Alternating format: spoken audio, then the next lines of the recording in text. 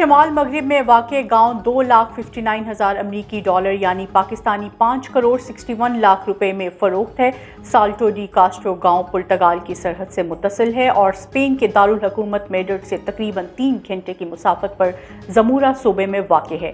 اس گاؤں میں 44 رہائشی مکانات، ایک ہوٹل، ایک اسکول اور ایک میونسپل سوئمنگ پول کے ساتھ ساتھ ایک بیرک بھی شامل ہے، جہاں پہلے سول گارڈز رہتے تھے۔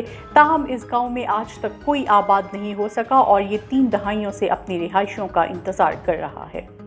متحدہ عرب امارات میں بے روزگار شخص نے تنگ آ کر ٹریفک سگنلز پر اپنی سی وی بانٹنا شروع کر دی۔ بھارتی میڈیا رپورٹس کے مطابق دبئی سے تعلق رکھنے والا نوار مخللاتی نامی شخص آن لائن روزگار کے پلیٹ فارم پر نوکری تلاش کرنے میں ناکام رہا۔ اس کے بعد اس نے دبئی میں ٹریفک سگنلز پر چاکلیٹ بار اور ایک نوٹ کے ساتھ اپنی سی وی دینا شروع کی۔ سی وی پر لگے نوٹ میں لکھا گیا کہ اگر آپ مجھے نوکری دلانے میں مدد کریں تو میں آپ کا مشکور ہوں گا، میں آپ کو پیار اور خوشی سے بھرے ایک خوبصورت دن کی خواہش کرتا ہوں۔ بے روزگار شخص نے سی وی کے ساتھ نوٹ میں اپنا نام اور فون نمبر بھی بتایا۔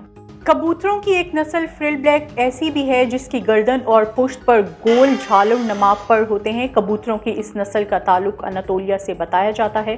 کبوتروں کی یہ نسل کئی سالوں کی منتخب افزائش نسل کا نتیجہ ہے۔ اس نسل کی سب سے اہم خصوصیت اس کے پروں کا گھنگریالے ہونا ہے۔ یہ پر دوسرے کبوتروں سے کچھ بڑے ہوتے ہیں۔ ان کبوتروں کو فینسی کبوتروں میں سب سے خوبصورت سمجھا جاتا ہے۔